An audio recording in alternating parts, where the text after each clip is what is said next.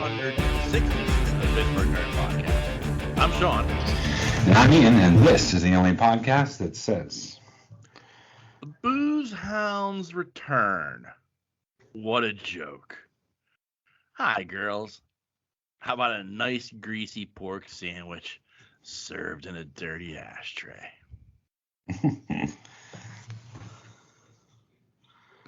Good old Weird Science. Gotta love it.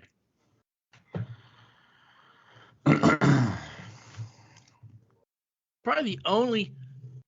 It's a weird movie because it's a Hughes movie, so you assume, well, anything with John Hughes is hyper realistic about what teenage life was in the '80s, and it kind of is, but it's also this crazy ass sci-fi movie in a way, the sci-fi comedy. Yeah.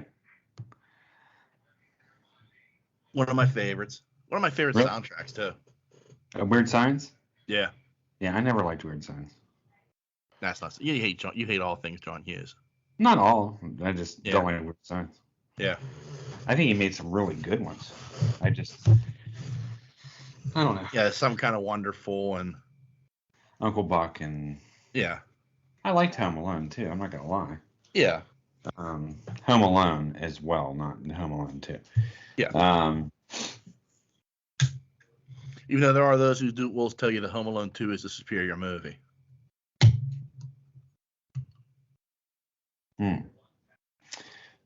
Christmas Vacation, did he make that? I think so, yeah. I'd have to look.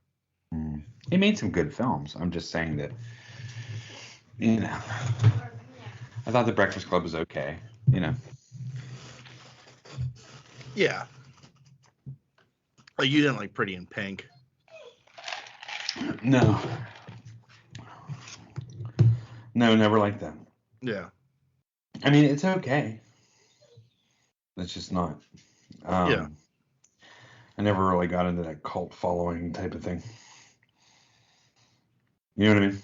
Yeah, I get what you're saying. I mean, I'm not, like, I don't bash you for, like, not being, like, a Hughes follower, but, like, I also get, like, the people who, like, I mean, like, I get the people who, like, love what he did. Especially like me, like, I mean, 16 Candles, Pretty in Pink, Breakfast Club. Those are like,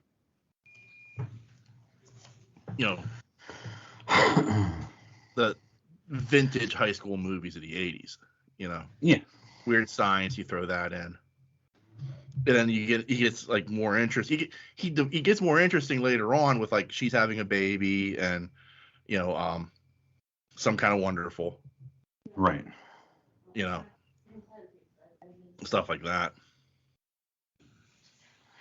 Yeah, I think I think he made some good stuff. It's just was just never part of that following. Yeah. Yeah, I get that. Yeah.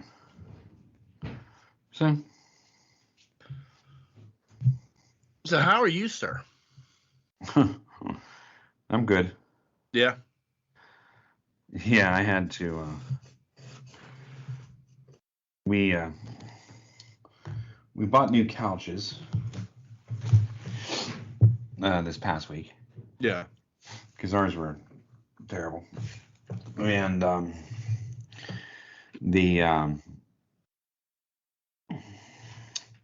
ended up having to. Sorry, I missed a call.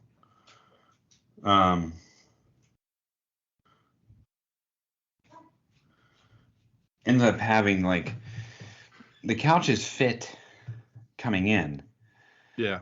But I couldn't get them through my kitchen out to the back. Yeah. To the alley for pickup. So I had to take a saw and fucking cut them in half. My. Yeah. Yeah. That's what you want to do. Yeah. So it was just a little bit of labor intensive, and I moved them myself, once I got them in pieces, but I couldn't get them around corners. The couch is too big. It's a 96-inch sofa. So yeah. So I had to cut it in half in order to be able to move it. Yeah. Yeah, it was painful. I couldn't stand it up on end to get around the fridge, where that space is. Yeah. So I had to cut them in half in order to do that. So it took a little bit of time and trashed the house, and, that usual thing. Yeah.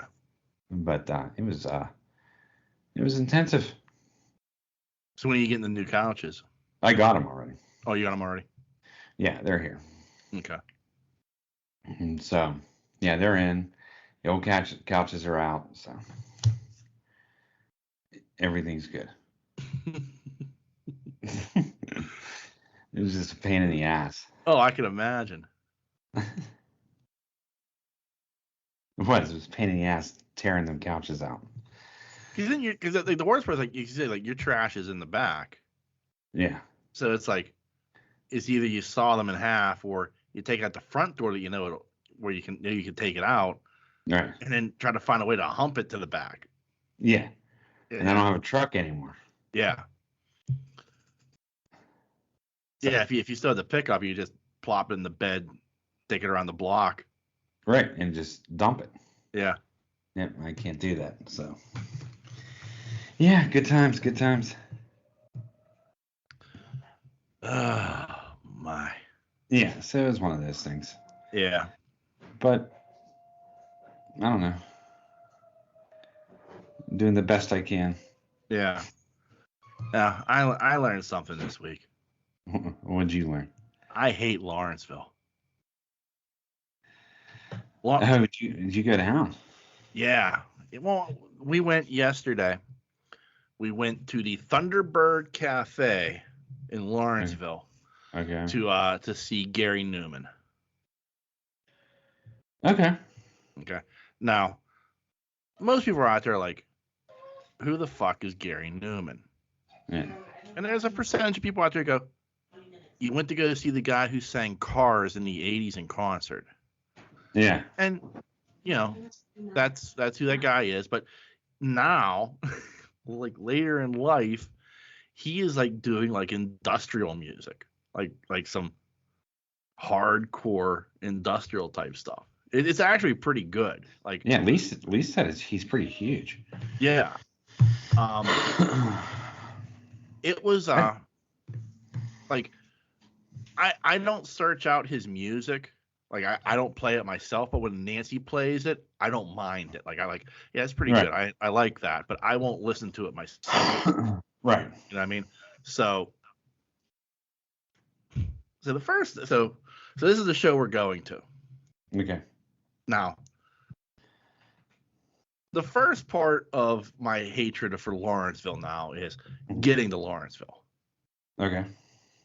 Because, like, I part of it is me. Like, okay.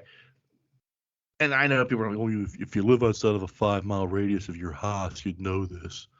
But I don't know that side of Pittsburgh anymore. Right. In my head, I can kind of get there, but, like, I kind of can't. You know what I mean? Yeah. If this was 25 years ago when I was driving an ambulance, I would have known 7 different ways to get to this fucking place. But now, I'm like, pulling up the GPS on my phone and following the directions. Right. So, of course, the GPS is taking me Boulevard of the Allies to Crosstown Boulevard to the Veterans Bridge. Okay. Get off at the Etna exit for 28. Uh-huh. Okay. Even when I was out and about all the time driving, Crosstown Boulevard and the Veterans Bridge were a white-knuckled, this is Mad Max type situation. Right. I can't describe Crosstown Boulevard other than describing it as like vehicular combat. Right. You know what I mean? Like it's the worst situation. It's like a quarter mile of like 20 different exits, and you've got to be in the right lane, and you better be in the fucking right lane because nobody's letting you in. You know what I mean? Like it is vehicular combat at its finest. Right. And the Veterans Bridge is the same way. Like, I mean, that's 6 lanes across, and you better figure out what the fuck's going on quick. Right. Well, I didn't, so I missed that exit. Where'd you end up? Oh, I ended up going through Millville. Hey, there's a Hardee's in Millville. Did you know that? Yeah, that's the only Hardee's in Pittsburgh. Yeah. Go fast. I'm like, well, there's something you don't see every day. Nancy's looking at me like, no, you don't. I'm like, yeah, there's a Hardee's in Millville. Yeah. I ended up going like that back way to like 15 minutes out of my way right. to get to this fucking thing. So that's problem number one. And that's partially on me because, I don't have a reason to go over that side of town anymore. Right. Ever. You know what I mean? Like, it's, I was like, hey, I'm in the mood for something from like some bakery over in Lawrenceville. Let's just go over. I don't do shit like that. Right.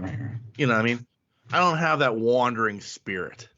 Okay. Like our grandfather had. Like Pap Coon would have just like, ended up somewhere. Like, I don't know how I got here. Oh, I can figure out how to get back. Not me. Like, I'm like, I have to have a reason to be there. So that's problem number one. Problem number two is there is no fucking parking over there. Nah. It is the South Side Part 2 when it comes to parking. Yeah, it's terrible, especially at night. Yeah. And like, I'm like, holy fuck. So I found this like really fucking shady spot to park in this alley. Oh, there were no signs posted about like no parking or private parking. Like I checked, double checked, and triple checked. Like I'm like, ain't nobody towing my fucking car. Right. And there were no signs posted, but I was like, man, this is really fucking sketchy back here. And Nancy's like, are you sure you should leave your car here? I'm like, I feel confident it's not going to get towed away, but I feel it's kind of sketchy, Yeah. And I mean, luckily enough down to the car, but still, like trying to find a parking spot was a 15-minute, 20-minute endeavor. And then we're standing in line to get into the venue, and it's like, oh, hold on, no, I gotta go back. So at one point, I'm trying to navigate these fucking alleyways. Okay. Like trying to find a parking spot somewhere. Mm-hmm. And I turn in this alleyway, and there's this guy in the middle of the road, and he is like prime grade hipster douchebag. Oh God. Because he's walking in the middle of the road. He's got his man bun rock. He's rocking a man bun. He's got he's wearing a sports jacket over like a Ramones t-shirt, which I'm sure he's wearing ironically because he has no fucking clue who the Ramones are. And like, and like these jeans, like these like I can't even describe them. I was like, and he's just walking in the middle of the road. Okay. And I'm behind him, and you can hear my car. And I didn't beep at him, but I leaned out the window and I said, "Excuse me, sir, could you move?" And he just kept walking right down the fucking middle of the road. Oh God. Like at a leisurely pace. And I'm like, you motherfucker. Yeah. Like at this point, like after the Crosstown Boulevard Veterans Bridge incident, I am in Mad Max mode. You know what I mean? Like I'm still like, vehicular combat mode. I'm like, I put this thing in the high gear and I'll just run you the fuck down. Finally, I got able to get away from him, and find a place to park. So he was a fucking joy to deal with. And so, like I said, we get in line for the venue. Yeah. And we're standing in line, and there's a lot of people my age. Well, yeah. It's a very old crowd, which made me feel old. A lot of guys with like, Well, it should make you feel okay. No, it didn't. It made me feel old. You wanted to be there with a bunch of young people? No, I don't want to be there at all. But, It was just this feeling of like I'm looking around and like you could just tell it was like Gen X heavy. Yeah. And I was just like, man, we're old. Look at us. Yeah. You know, like some young people walk by, like, oh man, it must be a show. Who are you guys seeing? I'm like, Gary Newman. They're like, who? I'm like, okay, I get it. You don't know who Gary Newman is, but like, you don't have to say that ironically. You know. Yeah. Go back to Google. Don't you have work to do? You know, like a number of people walking by, you could just tell like they were just like flabbergasted that this many people from this age range were like in their territory. Yeah. You know what I mean? Like, yeah. They're not used to seeing Gen X show up in Lawrenceville. Right. I'm like, oh man, I need to get the fuck out of here. Yeah, you're making Gen X was making a statement. We were making a statement, all right. Yeah. Yeah. So we finally get into the venue. Where's Metropole? Yeah, where's Metropole? I missed the pole. And this was a very nice place. Like the concert venue was down the basement. Uh-huh. But it was nice. It was well done. It didn't feel dank, if that makes any sense. Like, yeah. You know, like so often, like I've been to a few shows. Like, I mean, okay, the Spotlight Lounge is a poor example, but it's the best example I could think of. That place feels like you're in a fucking dungeon. You know, it's like dank, it's dirty, and you know, like you go see a live show there, and you're just like, oh man, you know, where's the gimp? Right. You know, but like this is clean. It had good ventilation. You know, it wasn't like dank. It didn't have like a dampness to it like you'd expect. Like, you know, it was nice. Right. Yeah.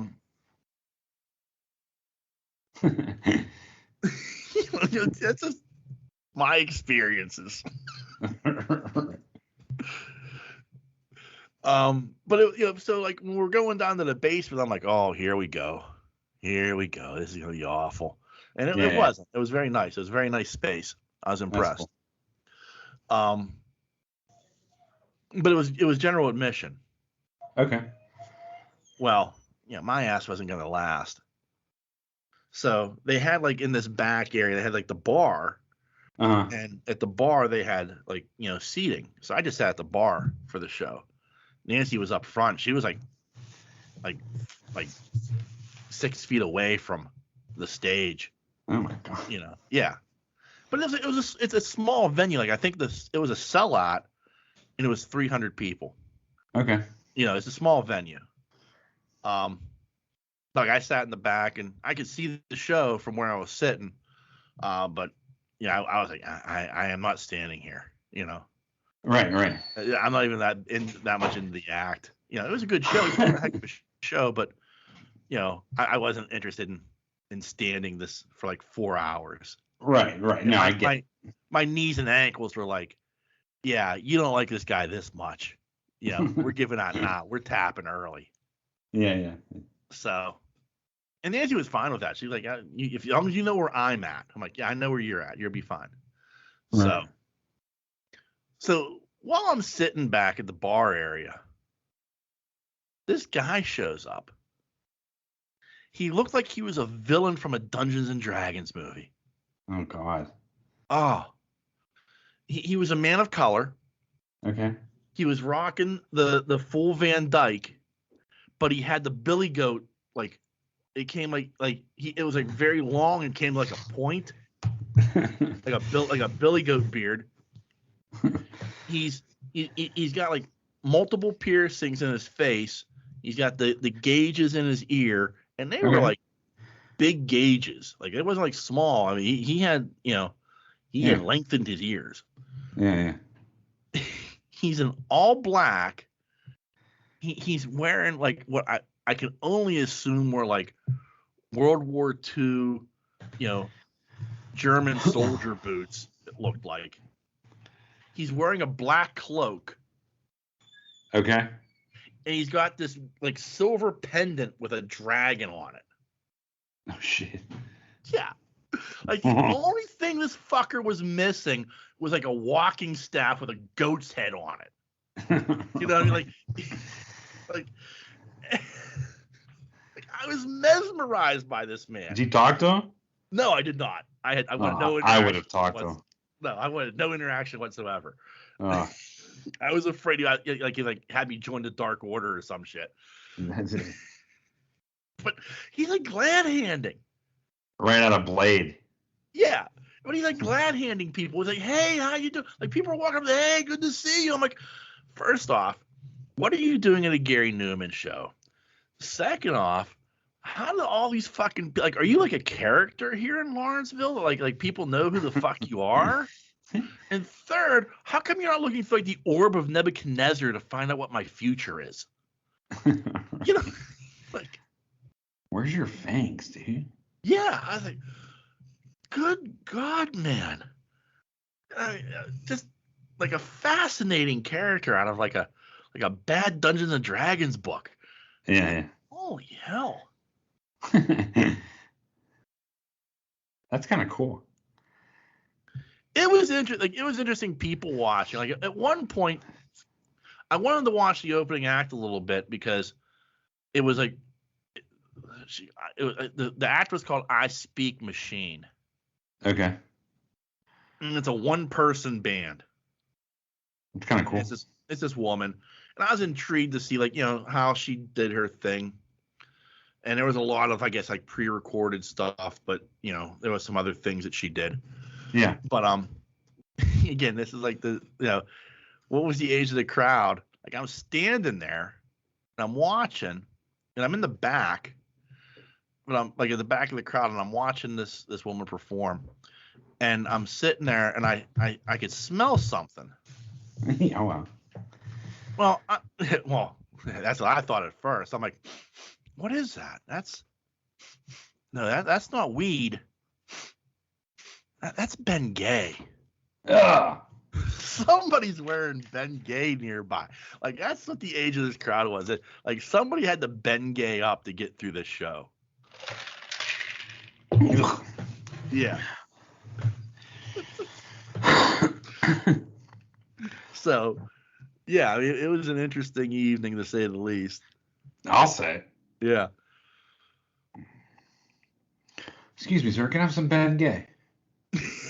Yeah, I need a little something for my knee. Yeah. I'm not used to standing at shows. Yeah.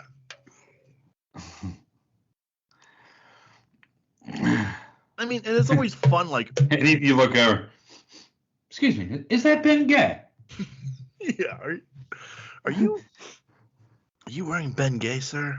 Are you wearing Ben Gay? Yeah. Do you have some in your pocket? Yeah. I need a little something for my knee right now. Can you spare some for an old soul?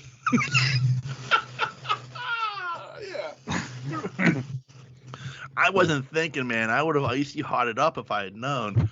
Yeah. Right. Can you spare a little something for me? No, I don't put it on. I smoke it. Just kidding. Yeah.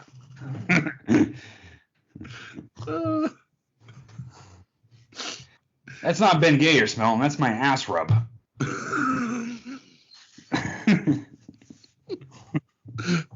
That little preparation H.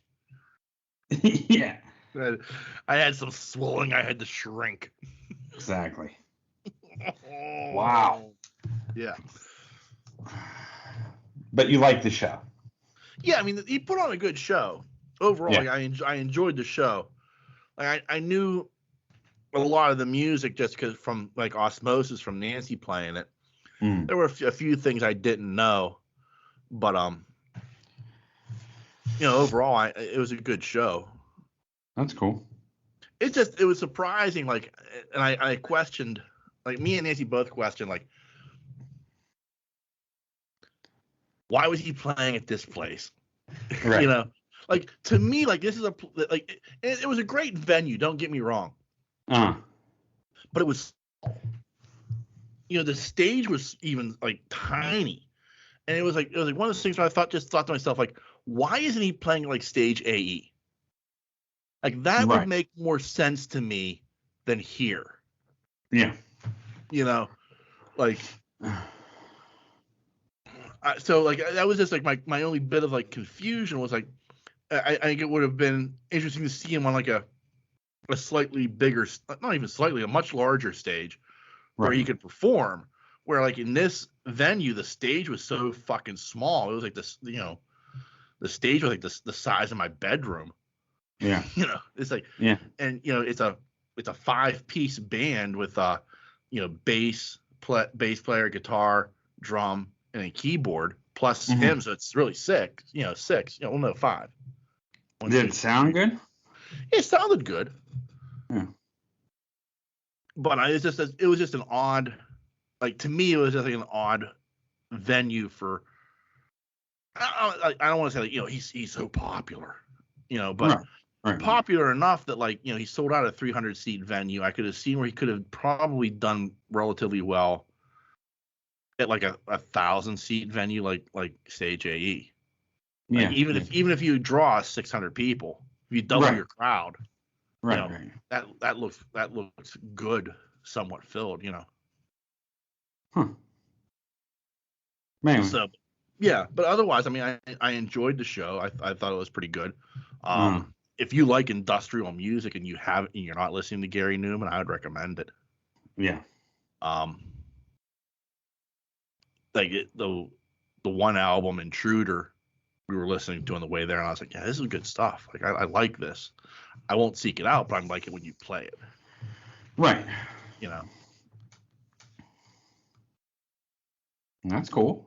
Yeah. But you hate Lawrenceville, huh? I do. Like I if I can avoid Lawrenceville at all costs, I will going forward.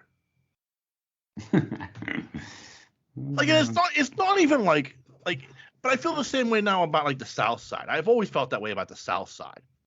Like because there's no place to park on the South Side. Yeah, that's one of the South Sides. You know, there's 40 fucking bars and nowhere to park. Right. You know. And so like if you do find some place to park, you know, it's 10 blocks away from where you want to be. Right. You know, you almost have to down there. Yeah. Like you almost have to park over like it now that it's there. You almost have to park over like at the like over by like the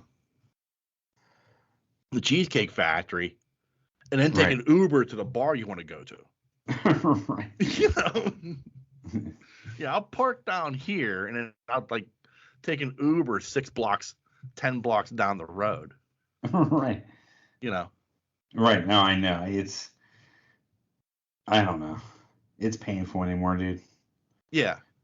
It is. I mean, it just is. Like I can at least say like in my partying days, like when we go to Metropole and stuff, at least there was parking. Right. Now, like we would choose not to park, and you know we'd end up parking by the fish dumpster near Woolies, but you know that was our choice. There was plenty of parking available. Like if you wanted to pay to park. Right. You know, and even without paying the park, I mean, you could find some place to park within a relatively short walk. Right. Metropole, you know, whereas like, you know, like Lawrenceville, like it was just amazing. Like just driving around, trying to find some place, any place. Now, how far did you have to walk to get to the venue? Now, again, the shady ass parking I found was about a block and a half away. Wow. So I got lucky in that aspect of it. Right. You know, I mean, like I found this shady ass place to park, and it's really close to the venue. You know. Right. But at the same time, like it was also like you know, it's a really shady ass place to park. You know. I'm still a little concerned about it. Like I'm waiting for somebody like send me a ticket in the mail. Like, you know, yeah, you shouldn't have parked here, motherfucker. You know, you owe us. You know. Right. You know, oh fuck. Like my fear was like I'll come back and like I'll have like a ticket from like, you know, a parking ticket. At work, at best, I was gonna have a parking ticket. At worst, I was gonna come out and like not have a car. You know. Yeah, right. I would be calling you like, you know, man, I need you to take me to the impound. Right. You know. I don't even know what the fuck it is. Yeah, if there was no sign, dude, you're good. Yeah. Yeah, because I triple checked. I was looking around. I'm like, there ain't no fucking signs here. I'm parking. And he's like, are you sure you can park here? This looks sketchy. I'm like, it is sketchy. But we're parking. The whole place is sketchy. It's Lawrence. It's Lawrenceville, yeah. So. Then like the funny thing was, I'm sitting over in the bar area. Yeah. And it's between shows. I'm just sitting there enjoying a Pepsi. Uh-huh. And this guy walks over and he's like, hey man, there's an after party after the show up in Bloomfield. And he hands me this like this piece of paper with all the information. Right. And I was like, oh, okay, cool, man, thanks. I'll see how I feel after the concert. Yeah. And I just wanted to be like, dude, look at me. Look at the gray in my beard. At midnight, when your show starts, I turn into a pumpkin. Yeah, right. I don't need to be in bed, but I need to be home. Right. You know what I mean? Like, I'm already out past my allotted time. Right. Look at me. Do I look like somebody who's going to go to an after party? Oh, sure. You promised me hot dogs, and that is tempting, but no. Right. Holy hell. Well, I thought back, 25 years ago, that version of Sean, he'd probably still be at that after party. Right. Oh, no, I get it. Oh, to be that guy again.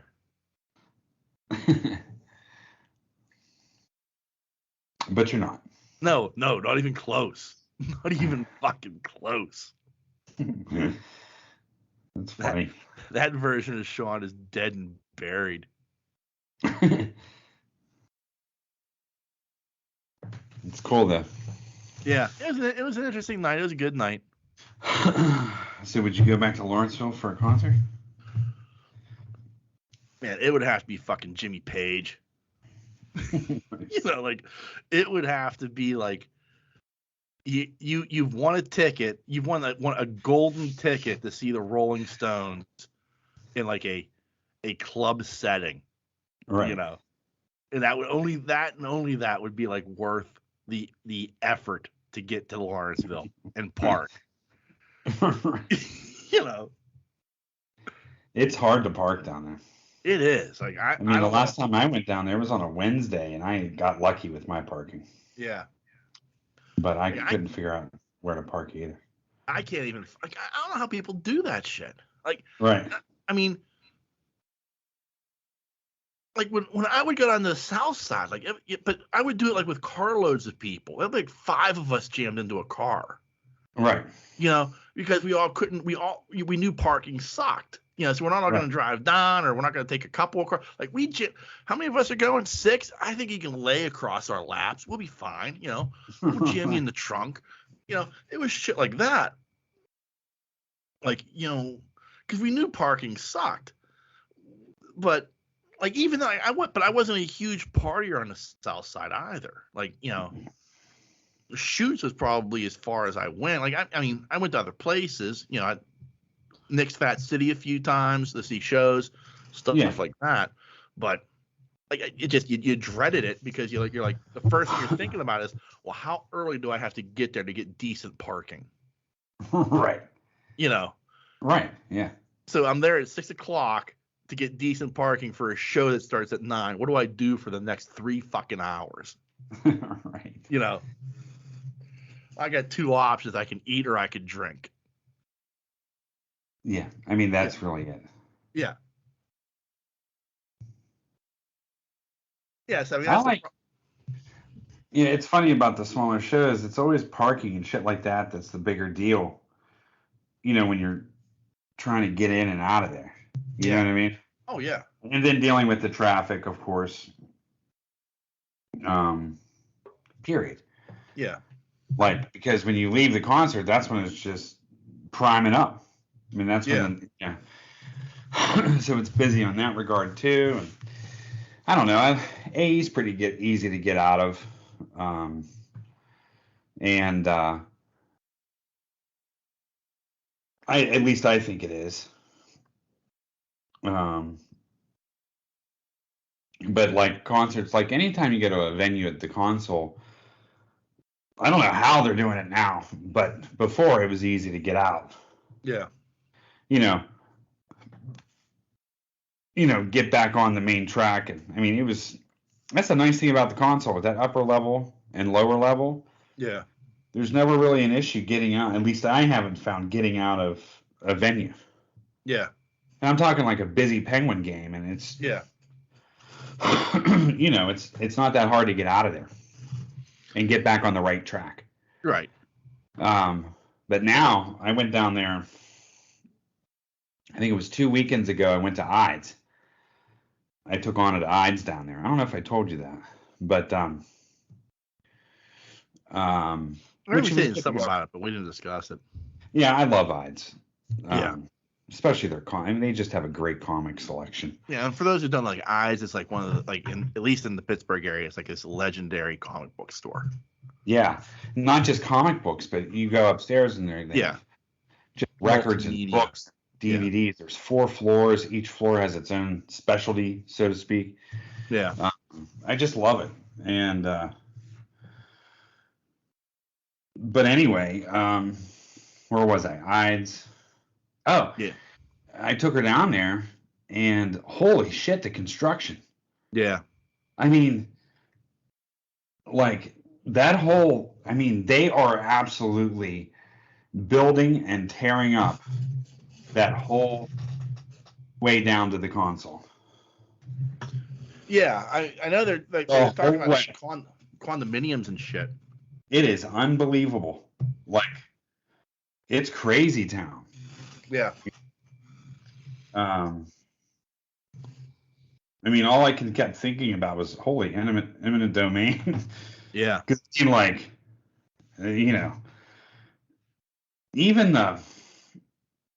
you've been to Penn's games. This lot, you've been to console, but I mean, like, this lot's been here ever since the console was built. But there's actually a parking lot. You say you go across the Burn Bridge and make the left. Yeah. What is that? Forbes. Yeah, I think so, yeah. Either one. Yeah. So you're driving down, and it's the actual lot with the light in it. You know what I'm talking about? Yeah. Yeah. It's the lot on the right-hand side, but it has its own light. Yeah. Do you know what I'm talking about? Yeah, I know what you're talking about, yeah. That's completely ripped up. Yeah. Everything's ripped up down there. So I don't know. It's fine you want to build all those condos and everything like that, but all these lots that we parked in for so long are leaving. So I don't know where the fuck you're supposed to park anymore. Because you're not going to park on a side street down there. No. I'm just letting you know. No, you're going to park in a lot. Yeah. You know what I'm saying? Like, you don't park on a side street. You're not going to do that. Yeah. I did that one time when I was still at Civic Arena. Like, I parked like on the hill. Oh. Yeah. I was like, I ain't paying for parking. I'll show them. Yeah, it's not a place you want to be. No, not at all. So, I don't know what they're going to do. Well, I mean, it's the same problem. Like they did it down on the North Shore. I mean, that was nothing but parking, but they keep building and building and building down there. Yeah. And now there's no place to park near the stadiums. Right. You park blocks away, or you have to, in a parking garage. For a Steeler game, 80,000 people jammed into that area, and you've got no parking. What the fuck are you supposed to do? Yeah, that's why we take the T. Yeah. You know what I mean? Yeah. No. But that's the problem, though. Like, it's that funny thing of like, okay, you're right. Like, you take the T, and that's probably that's what they probably want you to do. But like Pittsburgh's public transit system is so awful. Oh. It is. I mean, I'm sorry, it is. I mean, like maybe there are in other areas like it's like easier to get to like places like this. like to venues like that, you're using public transportation. But in Pittsburgh, it, it's a fucking debacle and a half. No, it is. It's the worst. Yeah. Anyway, I mean, and this construction went on and on and on and on and on. It went all the way down to, I guess that's Grant. Yeah. I mean, it was just fucking crazy. Yeah. And the road is like all torn up, and it's just like, what the fuck is going on here? Yeah. You know what I mean? Like, it was nuts. So it's hard enough to drive in Pittsburgh. It's even harder when they're doing construction. Yeah. And they're just doing construction everywhere. The South Side's all ripped up. I mean, like, there's just so much construction in the main parts of Pittsburgh. Yeah. That it's like you can't even get around. Yeah. Anyway. No, I get that. Like, it's an odd thing. Frustrating. Like, well, it's frustrating because like you want to be able to get around, but like it's like, but this is growth. This is what growth looks like. They'll tell you. Yeah. And all that kind of jazz. We're getting people to live in the city. We're getting people to live in the downtown area. It'll make the downtown area more vibrant and all this other horse shit. And like, that's great, but Yeah. I hear you. Yeah, at the same time, I can't fucking park. Yeah, and I'm not gonna be like one of those people living down there either. No. Not even fucking close. I mean, that's like the top 5%ers of Pittsburgh can live down there. Yeah. You know what I mean? Yeah. Like, normal Pittsburghers can't afford condos on Forbes Avenue. You know what I mean? Like, yeah. Child please. Nobody can afford that. Yeah, I mean, like, well, like, Superfan Thad, like, he dealt with real estate down there. Yeah. He worked at one of the apartment complexes across from PNC Park. Right. He worked on that property on the south side. So I mean, he knows what type of from the stories he's told about the type of people who living in those places. Yeah, I mean that's not for you and I. Right. City of Pittsburgh doesn't want me to live down there. No. Not at all. Me neither. Right, but the problem is though, I mean they're forcing out the people who do live there. Right, and that's the problem. Yeah, that's the gentrification. Yeah. So. And that sucks. Yeah.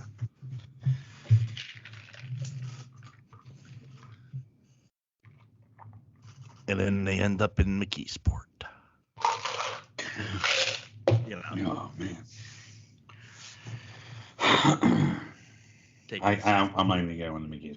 Yeah. I don't have the energy. No, not even close. Right. Anyway. So yeah, that was my adventure. That was my my adventure for the week. Right. Curious George goes to Lawrenceville. Yeah.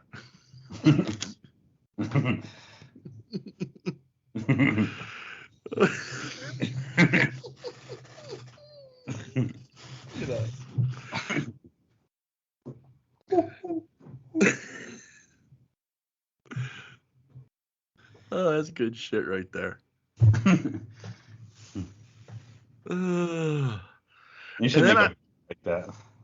Yeah. If I had the skills, Huh? If I had the skills, I'd do it, What's that, Daddy? That's a hipster, son. Yeah. Like I try not to judge. Like I knew, like okay, I'm not judging at all because the thing is, and in all honesty, all of us really. Right, but the thing is, it's like I'm on your turf, and I know that. I don't belong here, I'm just one of the warriors trying to get back to the beach. Yeah, right. You know, I'm just spending a little time here in your turf, and then I'll move on. I promise. Well, what's funny is, like, I mean, here's the thing, though, too. And this is all about, making Pittsburgh better and whatever like that. But I mean, fucking 15 years ago,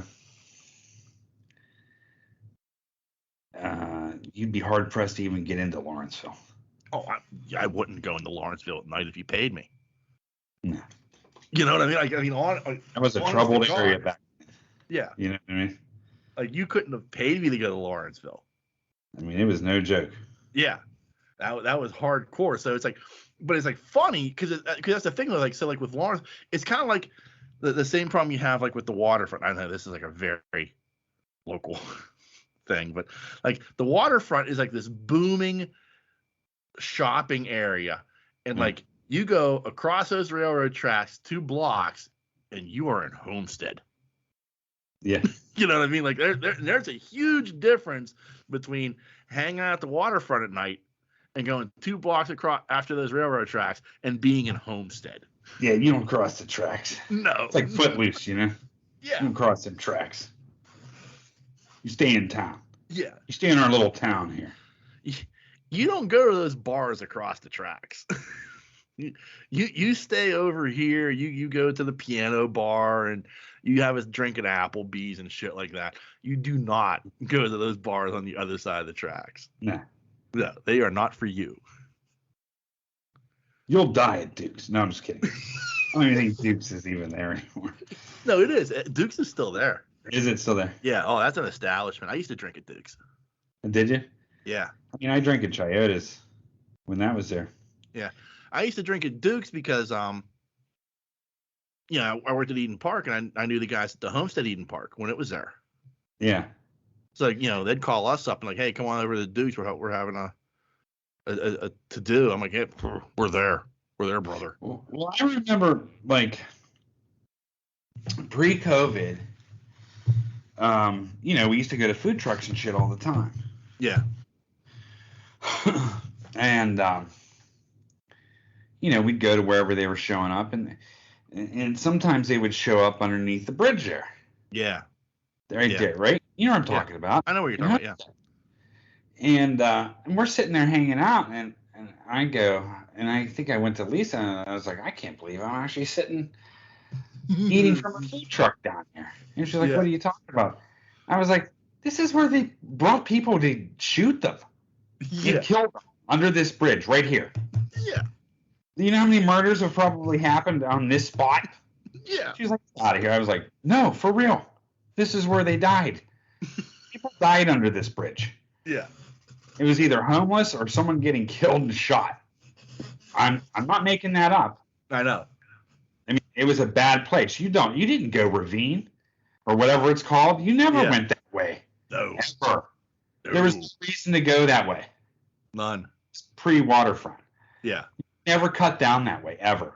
No. No. I know exactly what you mean. No, you never went that way. Yeah. And here I am eating a $5 hot dog under it. And I'm like, this ain't right. Yeah, exactly. Exactly. I'm eating a $5 hot dog. Probably 30 people have died down there. Yeah. I felt the exact same way. I'm down there. Like, Nancy's like, what is wrong with you? I'm like, yeah, this isn't a good neighborhood. Not with me, but you guys went down too, I think. I saw you down there. Yeah. Yeah.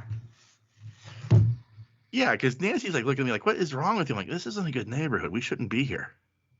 I'm not comfortable. I'm like, your body. It's instilled in you. Yeah. That this place is bad. Yeah. And you just never went there. Yeah. You never you never went down this way. No. In your wild, like, ever. No. All of a sudden, it's like, a hit place to be, and the girls, went on to the other side or on that, by the railroad track. Come on. Come back here. Come back here. No, that's not good. You don't want to deal with. Yeah. But, Jesus. And at one time we went to, what was it? We went to the Smodcast. Yeah, Homestead Library. Yeah. Yeah. I'm like triple checking my door. Oh yeah. Yeah. I mean, it isn't a great place down there either. No. I remember, I think Lisa and we were on a date or something, and we were going down to South Side, and we went the Duquesne way. Yeah. To get on car at the end. Yeah. You know what I'm talking about. Duquesne to Homes. Yeah. Yeah. Huh. Yeah. You know what I'm talking about. Under the Rankin Bridge. Yeah, all that crap. Yeah. So it was funny. We were passing by Kennywood, and we passed that fucking bar. Oh yeah. This is before it closed. Yeah. What was that bar right next to Kenny? Everybody went to. I know what you're talking about. I couldn't tell you the name of it. It's not Airways. It's Carousel Lounge. Carousel. Yeah, that's it. Yeah. And like we should go there. And I was like, nah. I'm gonna pass. Let's just eat something outside. I mean, you know what I mean? Like, yeah. I don't want to go to that place. No. That's just like to this day. I don't even know if it's fucking there or not anymore. But like in Glass, like you could not drag me into the Annie Oakley. I think it's still there. Oh, like Glassport? Glassport, yeah. I don't know. Like, that was just like, I've partied in Glassport plenty. Glassport's bars and churches, and I've been to plenty of bars in Glassport, but I have never been to the Annie Oakley. And there's a reason. Like it had a reputation. There's like I don't know what the name of that. There's that one down in 10th Ward too. 10th Ward. Yeah. Like down there, in lower 10th Ward. I know what you're talking about, but like if you come off of like your great grandfather probably drank there. Probably, yeah. If you come down off of from the bridge, you come down off on that ramp, and you make there. Yeah, that one on the corner. Yeah. I don't know what that's called, but I don't know what it's called either. But like my dad told me, he's like, unless you want to get the shit kicked out of you, you just stay the fuck out of that bar. That's funny. And I'm like, yes, sir. I'm not gonna. This is words of wisdom. Thank you. Right. Because I would have gone to that fucking bar. You were fucking nuts where you went. Oh, there were a few places I That place you took me to on White Street, I couldn't believe it. Oh yeah, I can't the believe we're here right now. Huh? I was like, I can't even believe we're here right now. Yeah, I know. I mean, literally, this building is made from cement blocks. Yeah. And there's nothing over that. You know what I mean? It's just cement. It was okay inside, though. I partied a few times at the Elks Lounge there on Walnut. No way. I did, yeah. That's what it was called. Huh? That's not where we went. That's not where you and I went, no. But I'm saying, like, back in the day. At the Elks Lounge. Yeah. Wow. Yeah, that and the what's the name of that big bar right there on Walnut? I can't think of the name of it. They used to have strippers in it? No, well, I don't know if they did or not, but it's like right there in the middle of Walnut Street. I can't think of the name of it.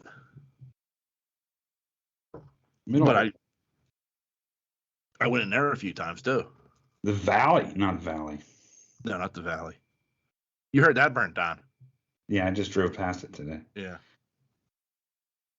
I don't know.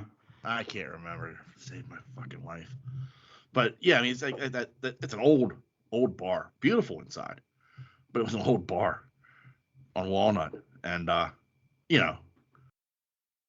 had some buddies, who lived down there, and they're like, yeah, come on in. I'm like, I ain't fucking going in there. I'm gonna die. They're like, you'll be fine. You know, like I walk in, like it's like that moment, like like the record screeches to a halt and everything. Yeah, and then all of a sudden you hear dun dun dun dun dun dun. Yeah. No, I'm just kidding. Yeah, that's it exactly. Is it the one with the neon like on inside the glass? Yeah. Yeah, I don't remember the name of it. Anyway. Yeah, but yeah, I mean, I had no right being in there except for the fact that, I was buddies with somebody and, I went in there and like behaved myself and they're like, well, we ain't gonna give him shit. He seems decent enough. Yeah. Thank you. So, see, I back in the day, I partied in some shady spaces.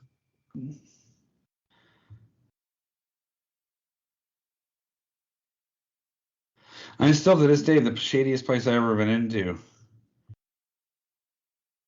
Like, well, not the shadiest, but the weirdest place I ever went into was Shady Bob's in White Oak to get a 6-pack. Oh yeah. I mean, literally, the bar sat 6. Yeah. You know what I mean? Yeah. And it just had all these pictures up on the. It was weird. It was the weirdest place. It was like a setup for a serial killer or something. Yeah, it's an odd spot. I don't even know how people park to go in there, right? Oliver. You still got that dog? Yeah. Holy heck. She goes home tomorrow. Give me the bag and get out.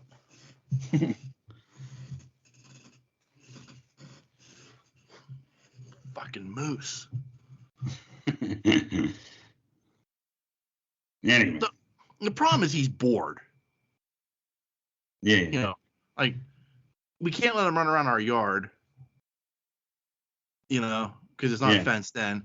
He I live for peace and quiet, and he's like, dude, I'm a dog. I'm ready to play. I'm like, right. I got no time for this. Go entertain yourself. Good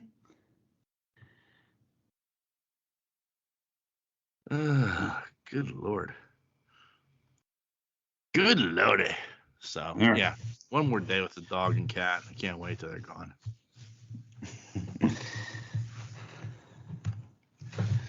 So what else you did this week? I did watch House of Gucci. Oh, yeah? Yeah. How was that? It's a good movie. Like I don't think like I was intrigued by it because I'll watch damn near anything that's directed by Ridley Scott. Right. He's probably my all-time favorite director.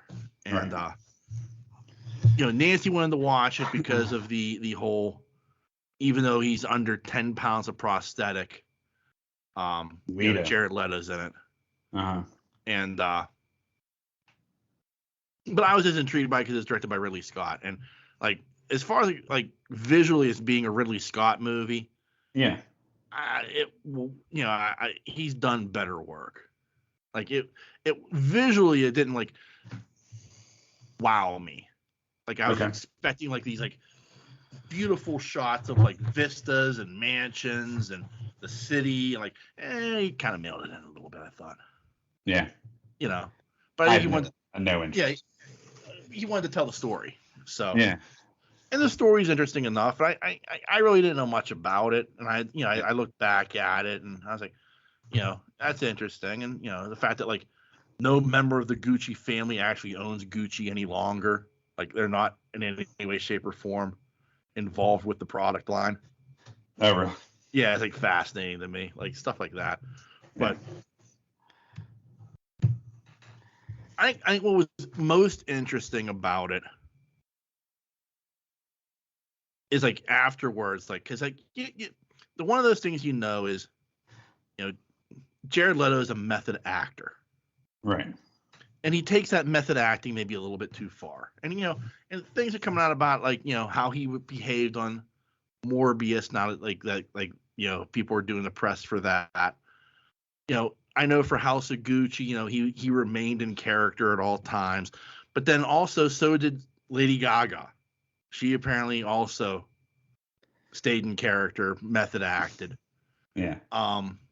He did it. The Suicide Squad stuff is, the stuff of legend at this point with like the dead rats and everything else he was sending people.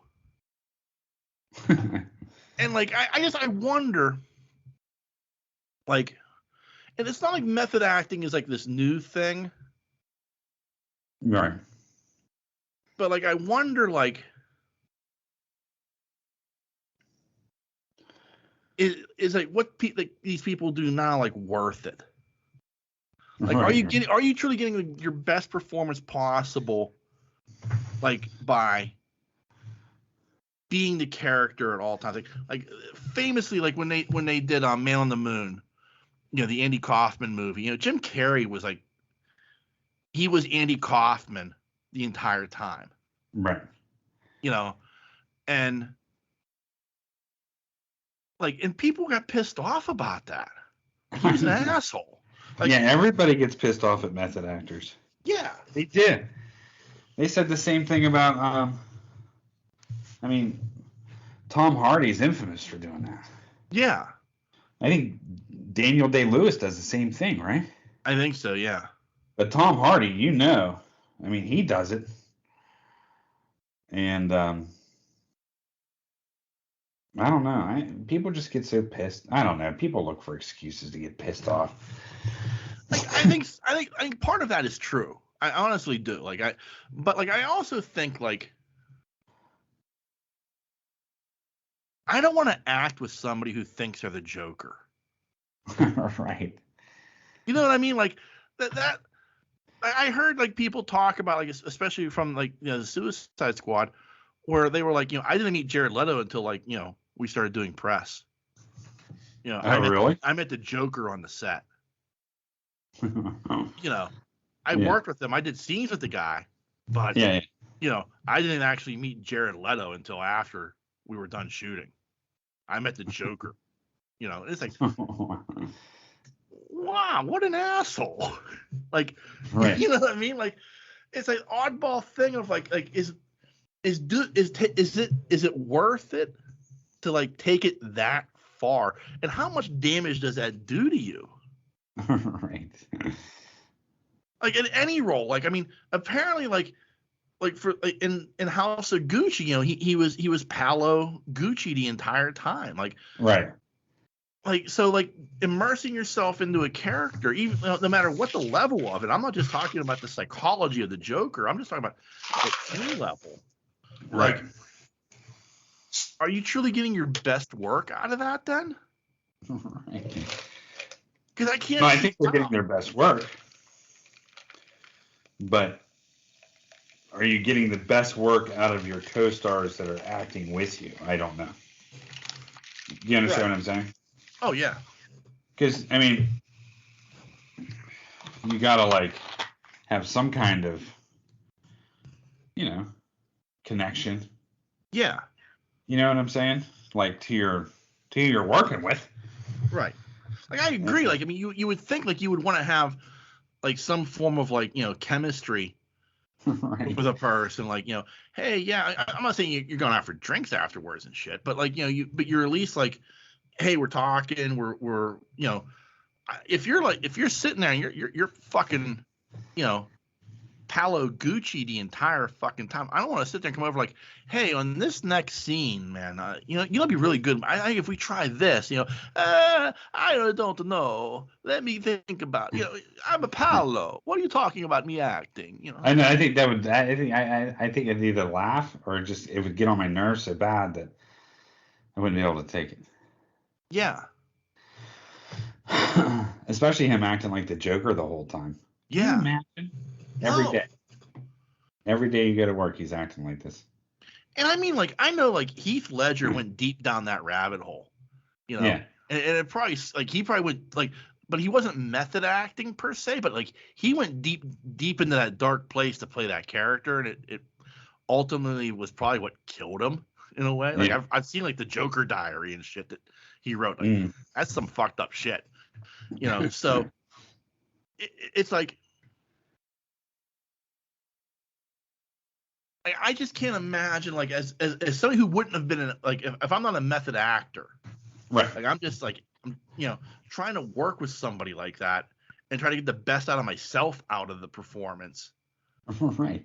You know, meanwhile you're fucking think you're Andy Kaufman the entire fucking time, you know. I know. That's what I mean. It's like it would get on my nerves. Like you don't get to know the people that you're working with outside of that character. Yeah. Yeah, I know. I get it. You know, I just want to have a conversation with you, you know, about, you know, the game last night. Oh, I know, watch the baseball. You know, what the fuck, Jared? Come on, man. Right. You can't. Yeah, but you can't even have a normal conversation. Yeah. Man, did you see that shit in the paper last night? No, I know. Read the paper. You know, come on, man. I know that it would drive me crazy. Yeah. I mean, like, I understand where people get upset, but yeah, I think the product of it is, I mean, you get some good acting stuff going on. You know? Right. Like,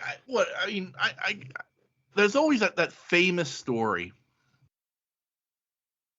you know, with Dustin Hoffman, okay, who's somewhat of a method actor, and he stayed up for like 3 nights, no sleep, to do this one scene because he had to look. No, it was Dustin Hoffman, not De Niro. Oh, I'm sorry, my bad. It was the Marathon Man. Marathon Man, my bad. Yeah, and he had to look exhausted, so he stayed up for 3 straight nights, no sleep, to get the right look. Yeah. And Laurence Olivier was like, "What is wrong with you? Like, why do you look so awful?" He's like, "Well, I stayed up for 3 nights. I'm method acting, and I stayed up for 3 nights because I wanted to make sure I had the look of somebody who was exhausted." And Olivier looked at him and goes, "Dear boy, it's called acting." Like, you know, like that was like the British sensibility. Like British people don't do that. Like it's like the sensibility is you just act. Yeah. You know, don't exhaust yourself. Don't fatigue yourself to this point. Just pretend you're that way. Yeah. You know, like Olivia was completely baffled that this would have happened. Like somebody would do this to themselves. Right. Like, you know, just stop it and act, young man. Right. It's Laurence Olivier. Yeah. He's gonna argue with that guy. No, exactly. Like, you know. Well, I played Zeus. Yes, he did. Everyone listens to Zeus. The man chewed scenery just for fun. Yeah. All right. One other quick tidbit I want to touch on. Let me pull up this. So this is from the New York Post. Okay. A woman who doctors thought had a UTI actually had a glass tumbler stuck in her bladder for 4 years. Holy hell. Yeah. Okay. The 45-year-old woman had come to the hospital complaining about lower UTI symptoms such as leaking. Excuse me. The doctors were left stunned when scans revealed there was a glass inside of her bladder. Here's the best part. It was encased in an 8 centimeter wide, which is 3 inches wide, bladder stone, which are normally so small they are hard to see with the naked eye. The woman revealed she had used a drinking glass as a sex toy a number of years before. Evidently, she had inserted it into her urethra hole, which females urinate, rather than the vagina. Her case was published in a medical journal, including the astounding scans and the image of the glass and bladder stone. While the medical report does not mention it, the woman may have been practicing what's known as urethral sounding, a risky activity involving inserting a glass or object into the urethra to heighten sexual pleasure and arousal, WebMD reports. Doctors have had reports of people doing things there either due to mental health issues or for pleasure, but it's not recommended. No. Various objects have been inserted in the bladder, and many patients have failed to remove them themselves and are very embarrassed to seek medical advice, which is the origin of a clinical procedure which is most often atypical, which occurs in a patient particular terrain. So basically, this woman jammed a glass tumbler into herself and kept it there for 4 years. Jesus. I don't see how that's possible. But anyway. Yeah, I don't know. The whole, I mean, the only thing I can say is it's from the New York Post, which is a relatively reputable. Yeah. So it's not like this is something that's made up. Right. I just don't see here's a picture of the. I don't know if you can see that. Nah, back it up a little bit. Yeah, it's too dark. Like it's not in the light. I'm gonna do this. I'm gonna send you a screenshot. All right. Save that to photos. Which I'm sure at some point in my life, someone will be like, "Why do you have this picture on your phone?" I forgot. I'll send it to Ian.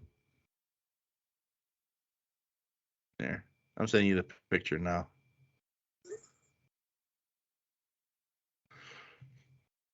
It's one of those odd things where I'm just like, this is just too fucking weird. Like, what the hell? What were you thinking? Like, why would you not seek a medical attention immediately when you didn't retrieve the glass? Look at that stone. Yeah, I know. Jesus. Yeah. I can't even imagine. Yeah, that's crazy town. Yeah. You know what I'm saying? Yeah. There's some weird motherfuckers in this world. There are. Like I've heard of sounding before. Like, with dudes putting, yeah. Like, I don't even want to discuss it because just the thought of it makes me just cringe in pain. But right. I can't imagine how you get off on that, but there are people who apparently do. I don't understand how you get a glass tumbler. No, that's beyond And the fact that she didn't have any problems till now. Yeah, which is also very fascinating strange. beyond belief. Yeah. But yeah, exactly. I don't get it. No. But there it is.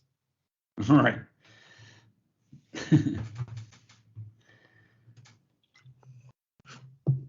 And what would make you want to do even if it wasn't meant to go there. Okay? That was a mistake. Right. It was why are you what makes you think shoving anything glass inside of your body is a good idea? Especially that. You know what?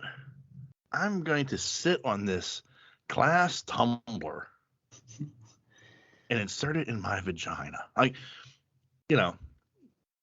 Famously, there's, one guy, one cup, where, guy tried to get a glass, tumbler in his ass, and it broke. Oy. Yeah. Oh. Thad made me watch that shit. That was difficult to watch. Even worse, he made me watch it with headphones on so I could hear. Like I was like, oh, this is horrible. This is the worst fucking experience ever. Why are you doing this to me? Take this off.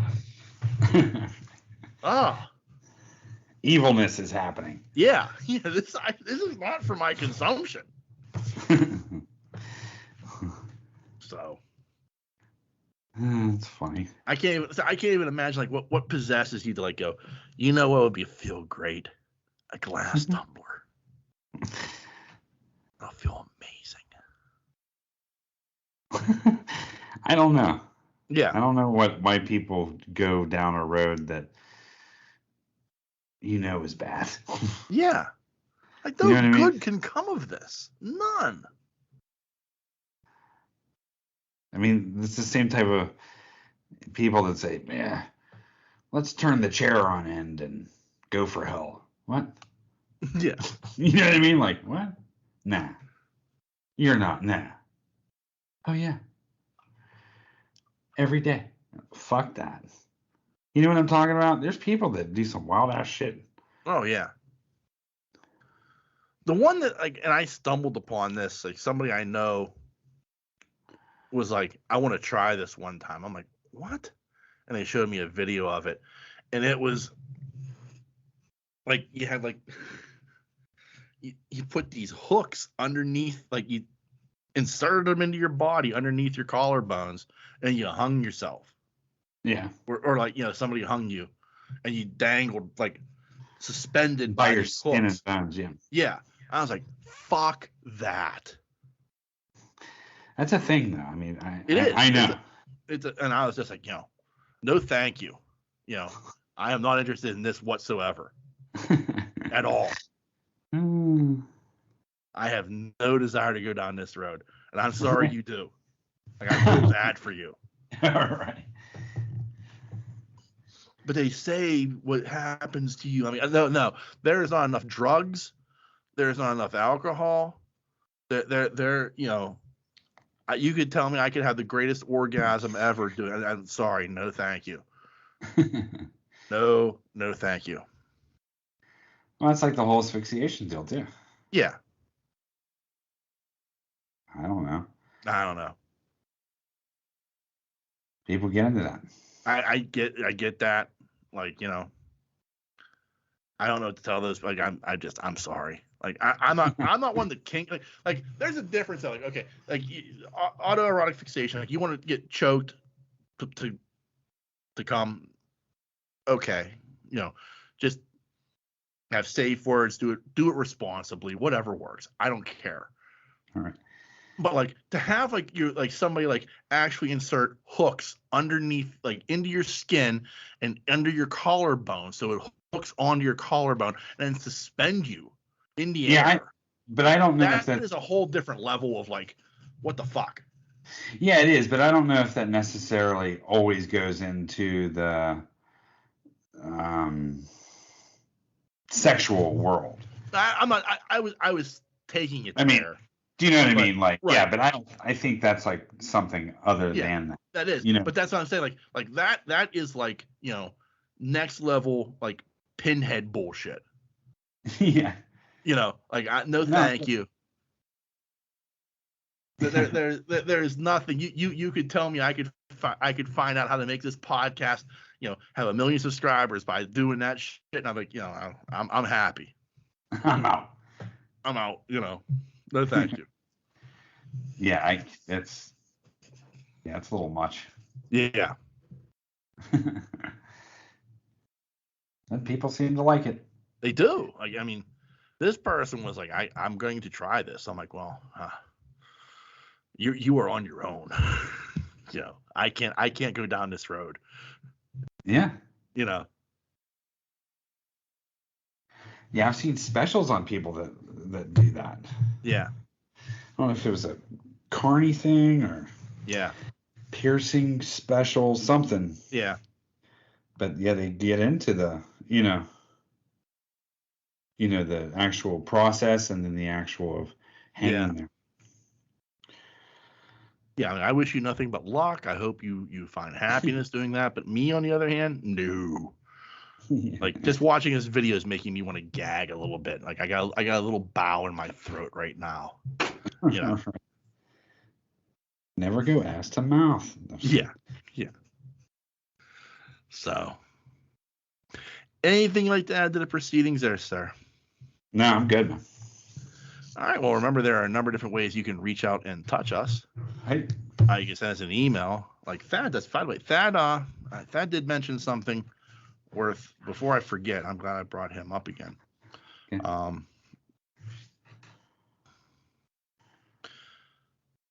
He did state, Ian, you were shopping at the wrong store for meat. I shop at my local grocer in downtown Beaver. I regularly pay $3.99 a pound for rump roast, $7.99 for New York strip, and $8.99 for ribeye, $10.99 for tenderloin. You just need to know where to shop. And those are good prices. I'm not going to deny that for a second, Thad. But number one, you are outside of Allegheny County, so I'm sure, being closer to the product is probably helping you just a tad. Right. And two, I don't think the drive to Beaver County would be worth it for Ian to go get those good prices on meat. I mean, not with those gas prices. Yeah, not with these gas prices. So I mean, I'm sure it depends on where you're at as a part of it. Right. And you're probably getting it straight from the grower or the farm, and this is probably going straight from farm to whatever grocery you're going to. Yeah. Something tells me you're not going to Giant Eagle. Right, it's farm to table type of shit. Yeah. So yeah, that did mention that amongst many other things. Yeah. His pleasure with Juju Smith-Schuster leaving the Steelers was shocking. Yeah, well, we both kind of figured he'd be gone. Yeah. He'll make a name of himself in KC, though. I think he'll be fine in KC. I mean, he's got Mahomes throwing to him. Yeah. That's a good fit for him, I think. I do too. Yeah. Because what they need, they have all this speed everywhere. What they need is a possession guy. He's a possession guy. Yeah. I think they're going to be fine with Juju. Yeah. I mean, yeah.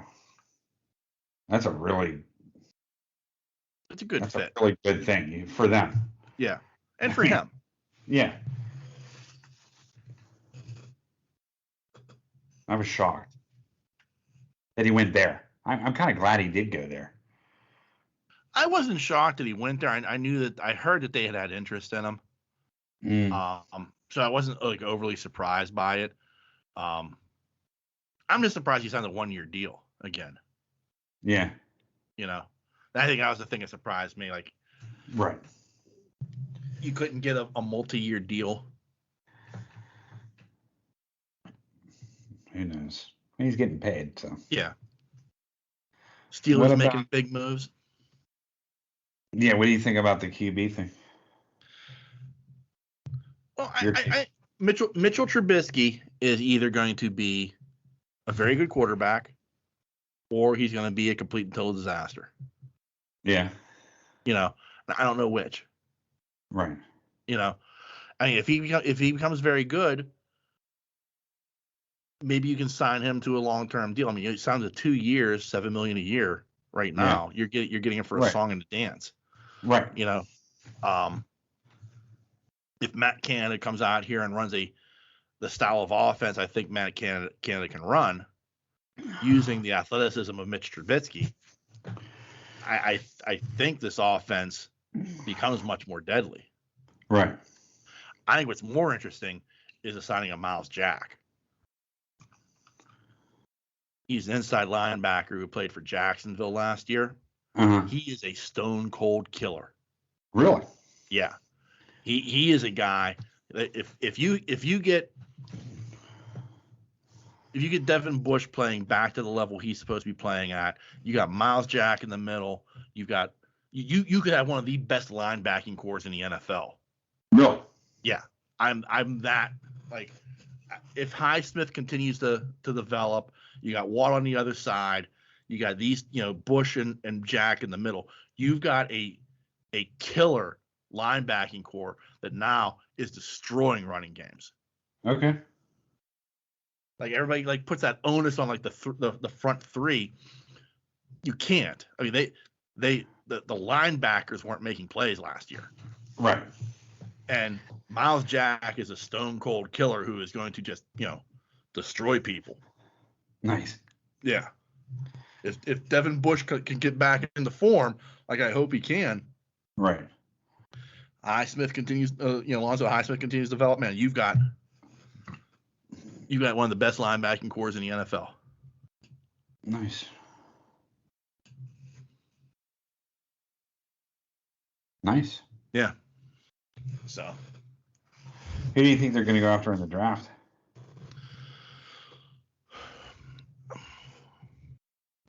I don't like. I mean the thought process is with so many quarterbacks like moving around. Yeah. Especially the teams that like needed quarterbacks. Like Kenny Pickett was like supposed to go to Denver at pick number 10. Uh-huh. Kenny Pickett may fall to 20. And really? if he falls to 20, I think you got to pull the trigger on him. Yeah. Like, and what you hope is like, well, okay, like Mitch Trubisky is good. Right. And if he is, maybe he has trade value, or something. But like I feel like, I mean, if he falls to them at 20, I feel like it's going to be Marino all over again, where you're saying to yourself, we have other needs. We picked up this quarterback for 2 years. We're happy with our quarterback situation. We're going to let him slide on by. Yeah. And we're going to pick attack or something, And Pinkett falls to somebody and he has and they end up kicking themselves in the ass because he could have been their long-term solution. Right. Like, I don't know. This is one of the weakest quarterback classes I've ever seen. And there's a reason why, like, people are spending big money to get Deshaun Watson, to get Russell Wilson, to, stuff like that. Like, there's a reason why these dominoes are falling and people are spending draft capital to get them, because of how poor this draft class is. And, like, if this was any other year, like, Kenny Pickett wouldn't even be thought of in the first round. Okay. You know what I mean? Like, and I'm saying that as a Pitt fan, as a guy who's watched this guy for 5 years. Like, I just don't think he would be considered a first round option in any other. Like, if he would have come out last year, having the season that he just had, like in last year's draft class, he wouldn't have been picked in the first round. Yeah. You know what I mean? Like, it's just that's how weak this draft class is. But at the same time, like, Kenny Pickett intrigues me to the point that, like, I feel like he can be a guy. Yeah. Like, that's what, like, the Pitt fan talking in me. It's just somebody who I've seen him play enough where I'm like, he's an NFL quarterback. You think? Yeah.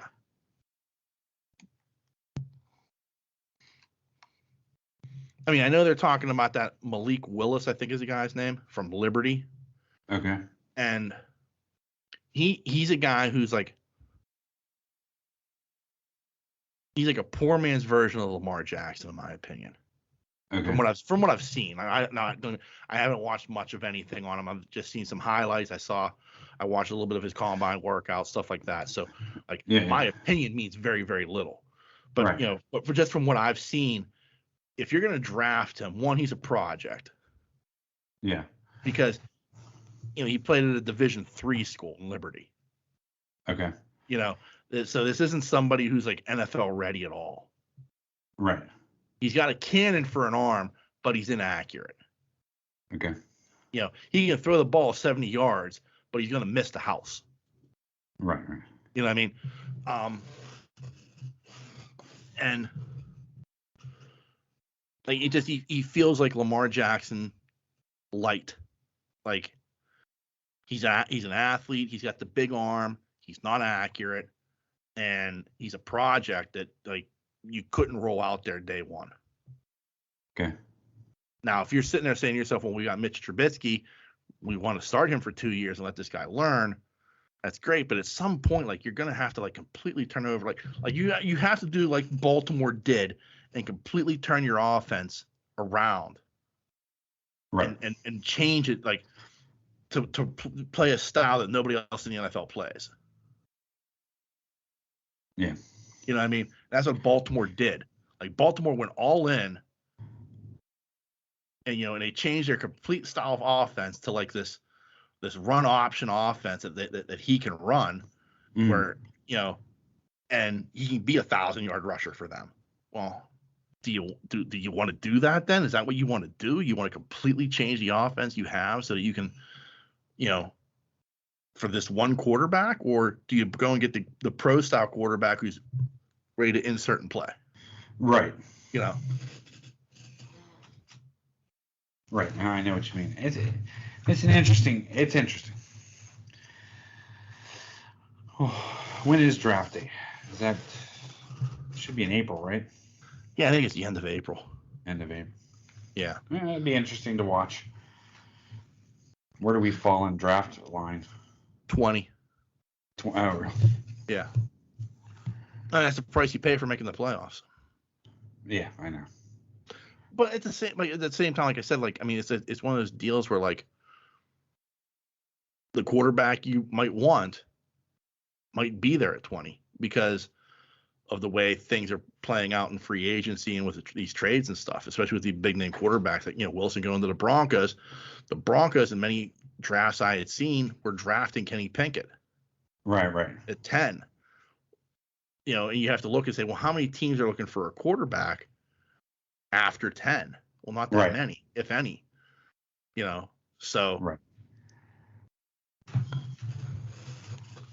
And if you're drafting in the top, like, I think if you look at it, like, it's a weird thing of, like, there's nobody who's drafting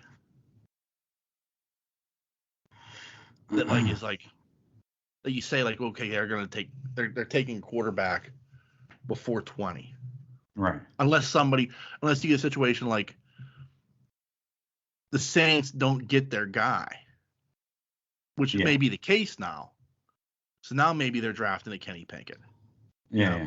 Where before the thought process was they were going to get Deshaun Watson or they were going to get one of these top level quarterbacks.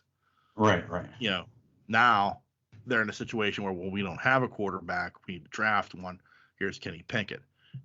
I think it'll be interesting to see, like, where Baker Mayfield goes now is going to determine, again, like, does he go to Indianapolis? Does he go to New Orleans? Where do they trade him to? Because that's gonna be a team ahead of the Steelers that is looking for a quarterback.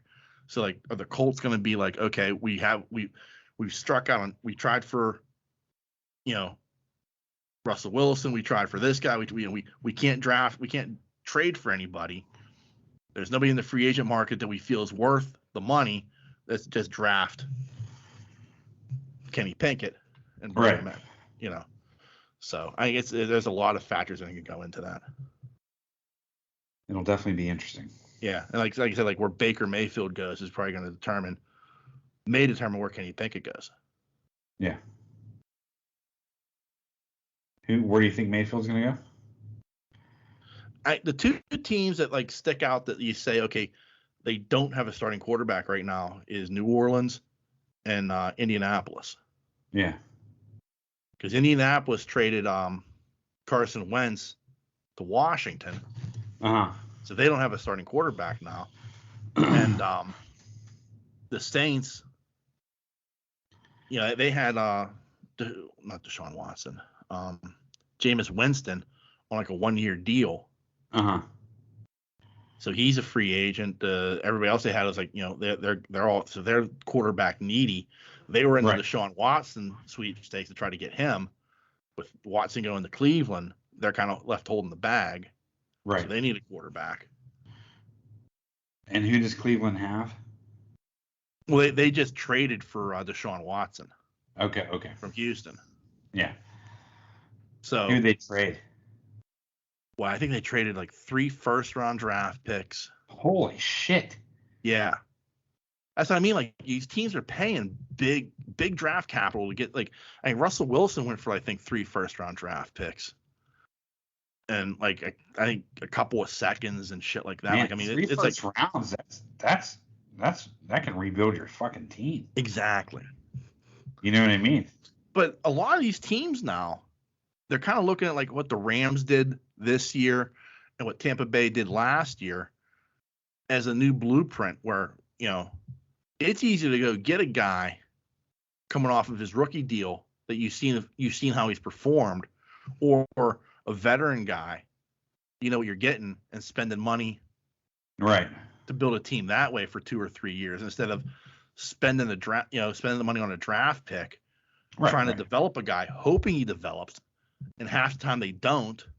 And these guys are proven. Yeah. So yeah, that's like a new blueprint in the NFL now, and there's some teams that are trying to do that. I think Cleveland's trying to do that now. Kind of took a page from Tampa. Yeah, because I mean they just picked up Amari Cooper. They traded away, or they let go of Jarvis Landry. They traded for Amari Cooper from Dallas. They make this monster trade to bring in Deshaun Watson.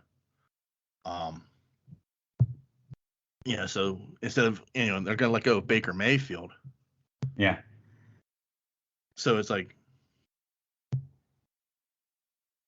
I mean, it's still the Browns, so I'm like, I don't know, but it's still like they paid it at a pretty penny.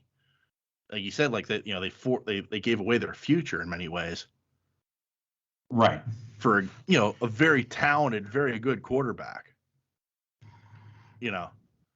But he has baggage. Yeah, I know. Yeah, so. All right. All right, so as I was saying, if you want to send us an email, you can certainly reach out and touch us at pittsburghnerd@yahoo.com. You can also find us on Facebook and Twitter. Just search Pittsburgh Nerd. We're very, very easy to find. And we are also on a number of podcasting networks. You can find us on the Tangent Bound Network, the Weeby Geeks Network, and the Pod Breed Network. And just give them a Google search. You can find all the other great podcasts they have to offer. And lastly, as always, I want to thank you, dear listener, for checking us out each and every week. Can't thank you enough for that. We greatly appreciate your support. Yeah, we do. And on that note, the dreamer has awakened. Peace.